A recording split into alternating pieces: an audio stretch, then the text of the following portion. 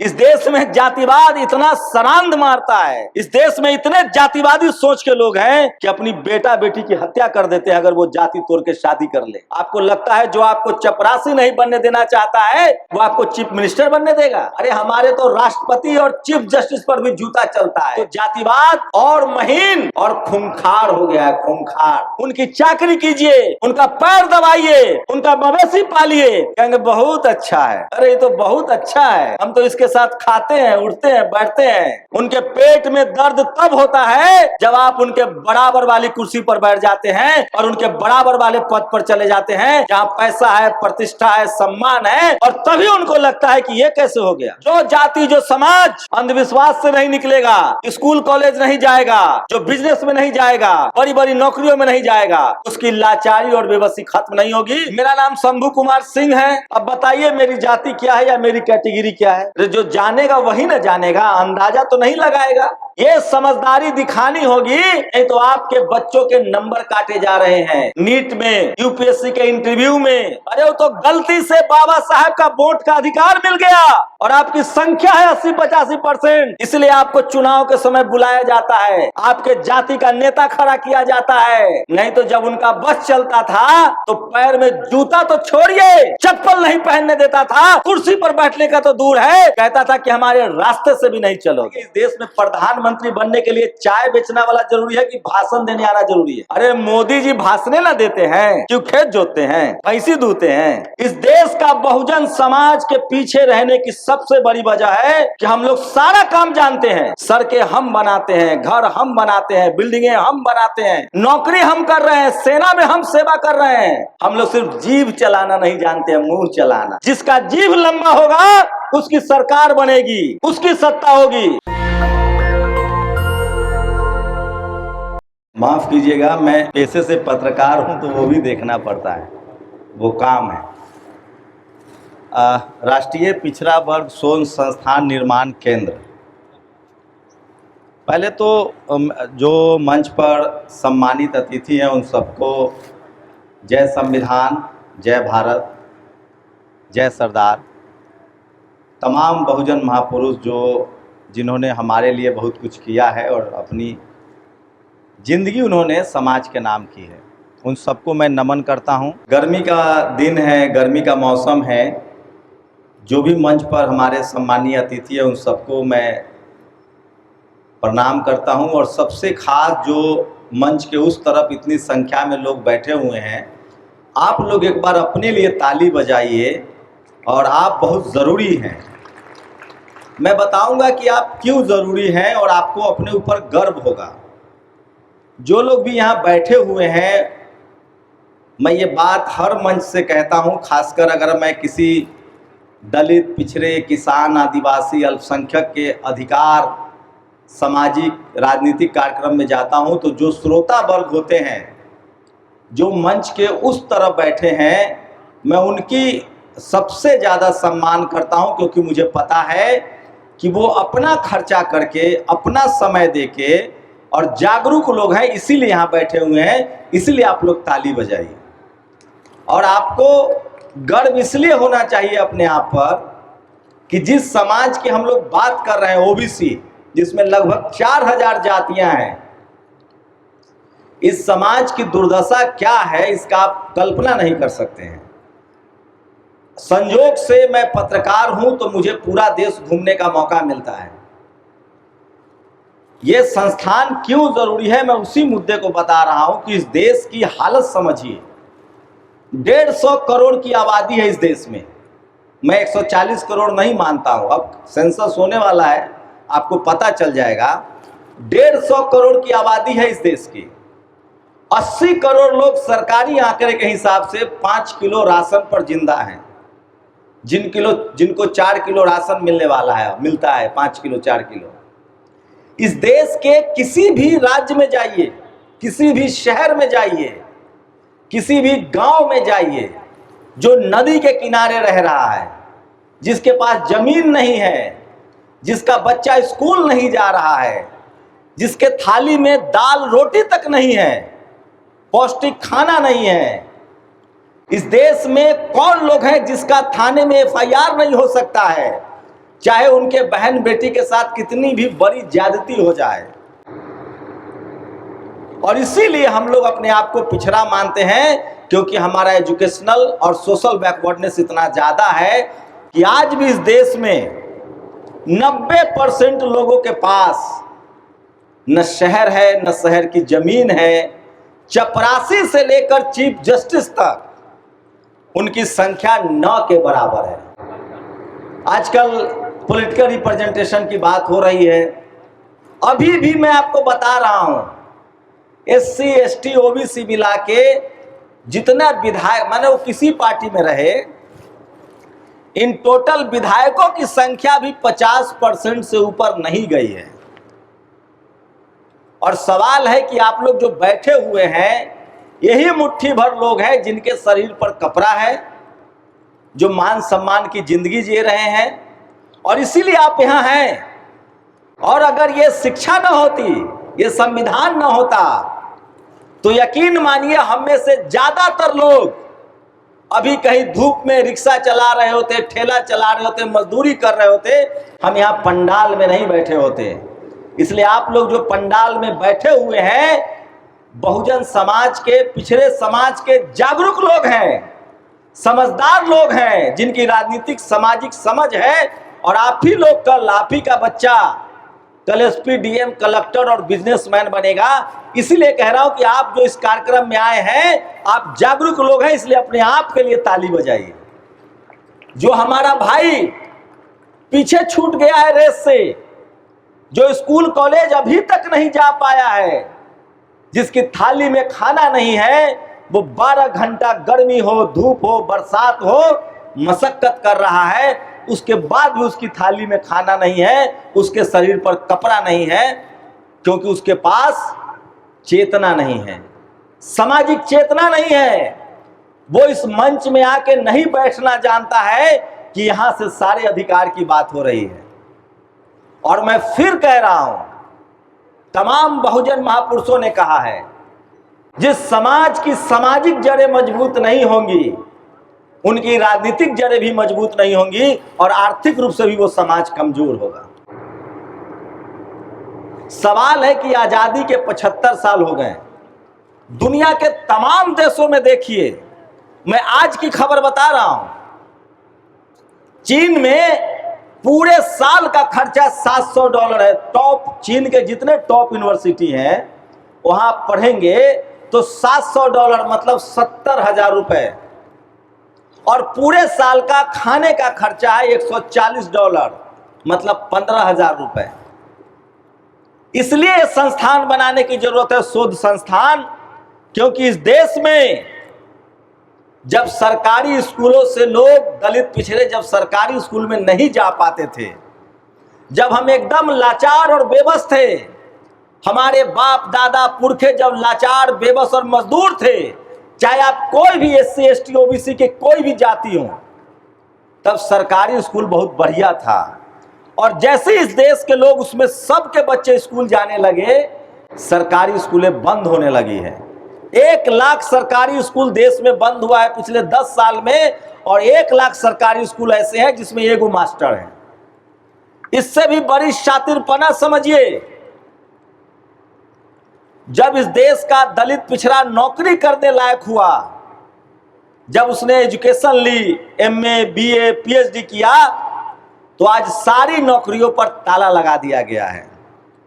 उससे भी बड़ी विडंबना बता रहा हूं, आज जो आप लोग पेपर लीक की खबर देख रहे हैं ना, कितने लोग पेपर लीक की खबर देख रहे हैं? नीट का पेपर लीक हो रहा है, अभी CUT के एग्जाम लेट हुआ है। ये सिर्फ पेपर लीक नहीं है, ये जातिवादी सोच के जो लोग सिस्टम में बैठे हुए हैं, उनकी कोशिश है कि पहले ही दलित पिछड़ा जो स्कूल कॉलेज में आने लगा है, उसके बच्चों को 10+2 में फेल कर दो, ताकि वो कॉलेज न जा पाए। आप आंकड़ा उठा के देखिए, कौन बच्चे हैं जिनकी कॉपी नहीं चेक की जा रही है। तो मैं आप तमाम लोगों से गुजारिश कर रहा हूं कि लोगों को समझाइए, हमारा जो संवैधानिक अधिकार है SC ST OBC का, वो कोई छीन नहीं सकता है, लेकिन अपने बच्चे का नाम ऐसा रखिए जिससे आपकी जाति न पता चले और जातिवादियों को आपको कैटेगरी न पता चले। मेरा नाम शंभू कुमार सिंह है। अब बताइए मेरी जाति क्या है या मेरी कैटेगरी क्या है? जो जानेगा वही ना जानेगा, अंदाजा तो नहीं लगाएगा। ये समझदारी दिखानी होगी, नहीं तो आपके बच्चों के नंबर काटे जा रहे हैं। नीट में, यूपीएससी के इंटरव्यू में मैं कुछ लोगों को थोड़ा कड़वा बात बता दे रहा हूं। अब जिनको लगता है कि जातिवाद खत्म हो गया, वो किसी गलतफहमी में जी रहे हैं। इस देश के दलित पिछड़ा जो आईएएस बन गया हो, आईपीएस बन गया हो, या मास्टरी की नौकरी करता हो या चपरासी की नौकरी करता हो, उससे पूछ लीजिए, तुम कुर्मी हो, यादव हो, कुशवाहा हो, किसी समाज से हो, अगर एससी एसटी ओबीसी हो, तो तुम्हें रोज अपमान का घूंट पीना पड़ता है, आपको नौकरी नहीं करने दी जाती है। अरे हमारे तो राष्ट्रपति और चीफ जस्टिस पर भी जूता चलता है अगर वो बीकर सेक्शन से है। इससे भी बड़ी विडंबना, अब जातिवाद उसके साथ नहीं हो रहा है जो सब्जी उगा रहा है, जो मवेशी पाल रहा है, जो ठेला चला रहा है, जो सफाई का काम कर रहा है। हम खेती कर रहे हैं तो हमारे साथ जातिवाद नहीं होगा। क्यों नहीं होगा? क्योंकि हम वही काम कर रहे हैं जिसके लिए हमारी जाति बनाई गई थी। अब जातिवाद उसके साथ हो रहा है जिसके शरीर पर कपड़ा है, जो पावर सेंटर्स जहां पैसा है और इज्जत है वहां जाना चाहता है, जो बिजनेस में जाना चाहता है, बड़ा कॉन्ट्रैक्टर बनना चाहता है, जो अपने बच्चों को एसपी डीएम कलेक्टर बनाना चाहता है, जो एमएलए एमपी बनना चाहता है। और नहीं भरोसा है तो किसी पार्टी में, किसी कंपनी में, किसी दलित पिछड़े से पूछ के देखिए कि तुम्हारी क्या हालत है। तो जातिवाद और महीन और खूंखार हो गया है। खूंखार, खूंखार समझते हैं ना? जाति देखकर नंबर काटे जा रहे हैं, इसलिए ऐसे सोच संस्थान की जरूरत है। और उससे भी बड़ी विडंबना कि हम जाए तो कहां जाएं। चपरासी से लेकर चीफ जस्टिस तक इस देश में दलित, पिछड़े, किसान, आदिवासी, अल्पसंख्यकों का कोई बात करने वाला नहीं है। इस देश में जातिवाद इस देश को बहुत पीछे ले जा रहा है। आजादी के बाद भी अगर जाति खत्म हो जाती, सबको बराबर का मौका मिलता, तो हम सचमुच सोने की चिड़िया होते और सचमुच ये देश दुनिया में बहुत आगे होता। लेकिन सोचिए, जिस देश में 100 में 90 लोगों को काम ही न करने दिया जाए, मजदूर बना के रखा जाए, और उस देश के 10% लोग कहें कि सारा इंजीनियर, डॉक्टर, वैज्ञानिक हम ही बनेंगे, वो देश तरक्की करेगा? जो लोग जातिवाद करते हैं, जो लोग जातिवाद के पक्ष में हैं, सही मायने में वो देश के दुश्मन हैं। वो देश की तरक्की नहीं चाहते हैं। इसी बात की शोध होनी चाहिए और इसीलिए शोध संस्थान बनाइए। मैं वही बात कह रहा हूं आपको। मैं एक और बात कह रहा हूं, इस देश में कुछ लोग हैं मुट्ठी भर जो राष्ट्रवाद के नाम पर इस देश को लूट रहे हैं। वो कौन लोग हैं? वो बड़े बड़े कॉन्ट्रैक्टर हैं, वो बड़े बड़े नेता हैं, वो बड़े बड़े अधिकारी हैं जो इस देश को लूट रहे हैं। पूछिए कैसे? उनको इस देश से कोई मतलब नहीं है। उनका बच्चा विदेश पढ़ता है, उनका परिवार विदेश में रहता है, वो सारी संपत्ति विदेश में बना रहे हैं, और इसीलिए इस देश के मिट्टी, जंगल, जमीन सबको लूट रहे हैं और यहाँ के लोगों को अंधविश्वास और कर्मकांड में धकेल रहे हैं, ताकि हम लोग पीढ़ी दर पीढ़ी गरीब और लाचार रहें। इसी के लिए ना शोध संस्थान बनाना है। मैं फिर कह रहा हूं, दुनिया में कोई अमर होने नहीं आया है। कोई है जो अमर हो जाएगा? सबको मरना है। कोई देर मरेगा, कोई सवेर मरेगा, लेकिन बाबा साहब को कोई मार देगा? सरदार पटेल को कोई मार देगा? साहू जी महाराज, शिवाजी महाराज को कोई मार देगा? सम्राट अशोक और चंद्रगुप्त को कोई मार देगा? जगदेव बाबू और सोनेलाल पटेल की कोई हत्या कर देगा?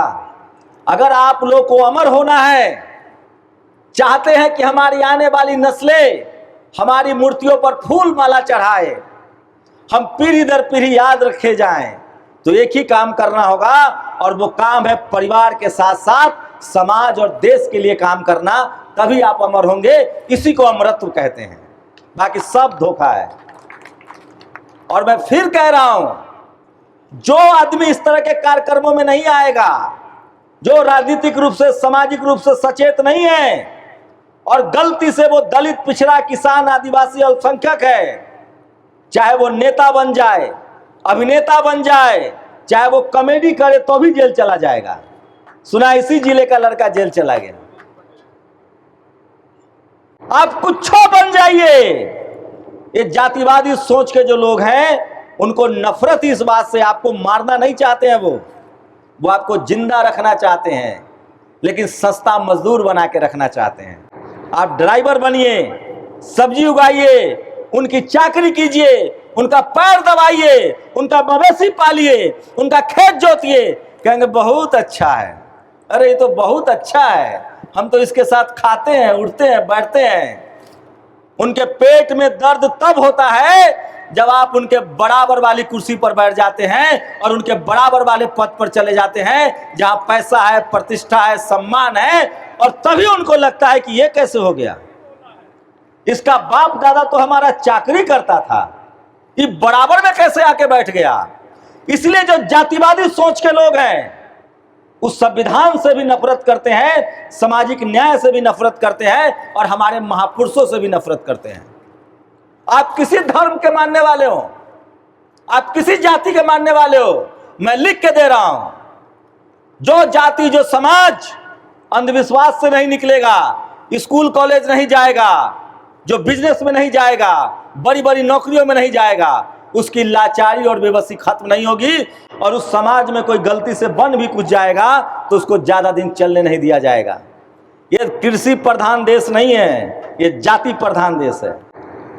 इस देश में जातिवाद इतना सरांध मारता है, इस देश में इतने जातिवादी सोच के लोग हैं कि अपनी बेटा बेटी की हत्या कर देते हैं अगर वो जाति तोड़ के शादी कर ले। आपको लगता है जो आपको चपरासी नहीं बनने देना चाहता है वो आपको चीफ मिनिस्टर बनने देगा? अरे वो तो गलती से बाबा साहब का वोट का अधिकार मिल गया और आपकी संख्या है 80-85%, इसलिए आपको चुनाव के समय बुलाया जाता है, आपके जाति का नेता खड़ा किया जाता है। नहीं तो जब उनका बस चलता था तो पैर में जूता तो छोड़िए, चप्पल नहीं पहनने देता था, कुर्सी पर बैठने का तो दूर है, कहता था कि हमारे रास्ते से भी नहीं चलोगे। बस तरीका बदल गया है। जो गांव में जातिवाद था आज शहरों में चला गया है। मल्टी स्टोरेज बिल्डिंग में दिल्ली, मुंबई, कोलकाता, चेन्नई, बड़े बड़े शहरों में, बड़े बड़े ऑफिस में जाके देखिए क्या स्थिति है। आज जानबूझकर दलित, पिछड़ा, किसान, आदिवासी, अल्पसंख्यकों को भगाया जा रहा है। इसी बात की शोध करनी है, वही बात बता रहा हूं मैं। इसीलिए शोध संस्थान बनना चाहिए। एक और लास्ट लाइन बता के जा रहा हूं। इस देश की विडंबना देखिए। मैं बिहार के वैशाली से आता हूं, सामाजिक न्याय की धरती है। बिहार, यूपी में बहुत पहले दलित पिछड़ा मुख्यमंत्री बन गया। कोई जननायक कर्पूरी ठाकुर, कोई लालू यादव, कोई मायावती जी मुख्यमंत्री बन गए। वहां के नेताओं को ये जो टीवी अखबार है, आपको जानकर हैरानी होगी, इस देश में आज के समय में इक्का दुक्का दलित पिछड़ा जज भी है, सुप्रीम कोर्ट में, हाई कोर्ट में भी। मीडिया सुने हैं ना, मीडिया, टीवी, अखबार, ये जो रोज देखते हैं, ये जातिवाद का अभेद किला है। उसमें एक भी पत्रकार, संपादक का मालिक आपको दलित पिछड़ा नहीं मिलेगा, न यादव, न कुर्मी, न कुशवाहा, कोनो जात बोल लो। और जानते हैं उसमें कितनी ताकत होती है? मीडिया में वो ताकत होती है जो दोषी को निर्दोष और निर्दोष को दोषी साबित कर दे। इसलिए मैंने जब पढ़ाई की तो मुझे लगा कि मुझे मीडिया में जाना पड़ेगा। इसलिए मैं कह रहा हूं, आज दलित पिछड़ा अमेरिका भी जा रहा है, नासा में वैज्ञानिक भी हो रहा है, इसरो में भी जा रहा है। हमारे समाज के लोग जिनको मौका मिल रहा है, सारे सरकारी अस्पतालों में दलित पिछड़ा डॉक्टर है।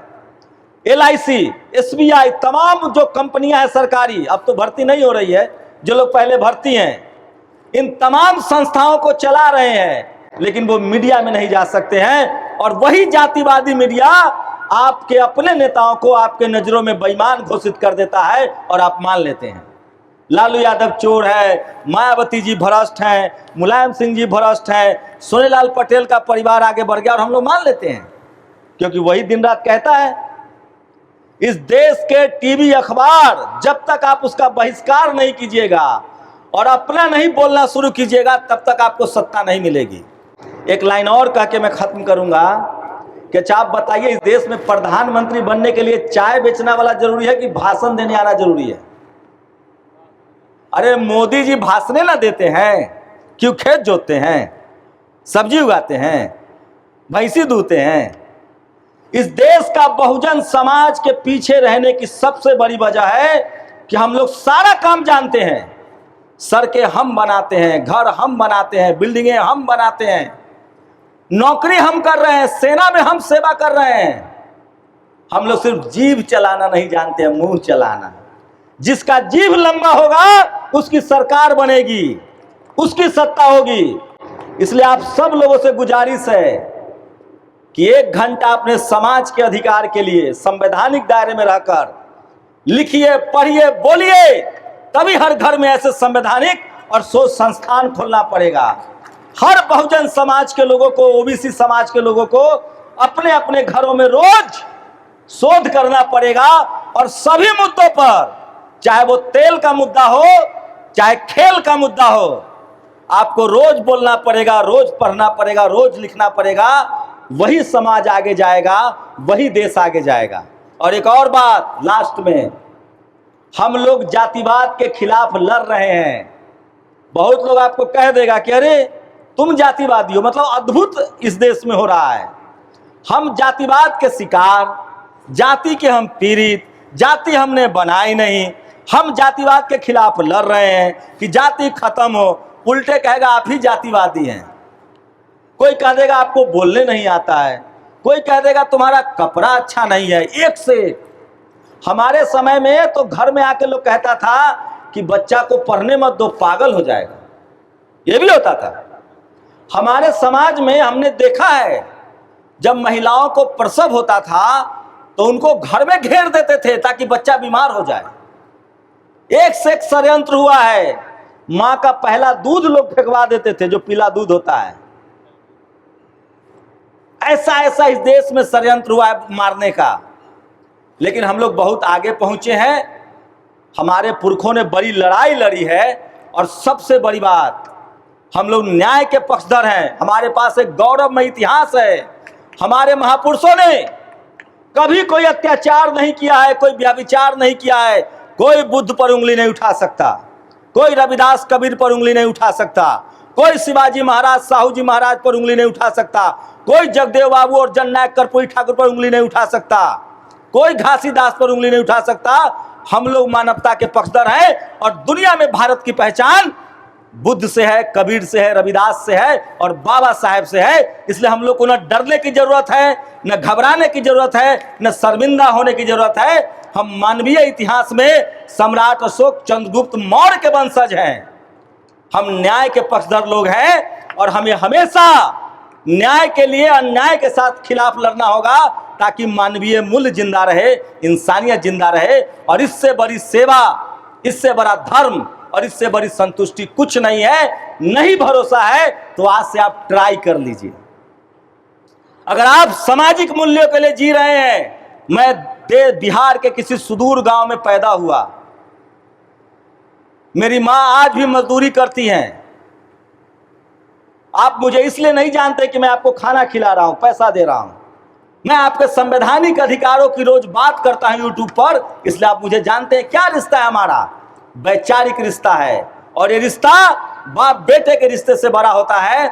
इसलिए सब लोगों की नैतिक जिम्मेदारी है। हम उस समाज में पैदा हुए हैं जिसमें हमारी जिम्मेदारी है कि हम समाज के शोषित वंचित लोगों के लिए खड़ा रहें। और जिस दिन हम लोग ये कर पाएंगे, असली राष्ट्रवादी होंगे। मानव से सेवा से बड़ा कोई धर्म नहीं है। मानव मानव के हाथ थामिए, उसको आगे ले चलिए, तभी ये मुल्क बेहतर बनेगा, तभी ये समाज बेहतर बनेगा।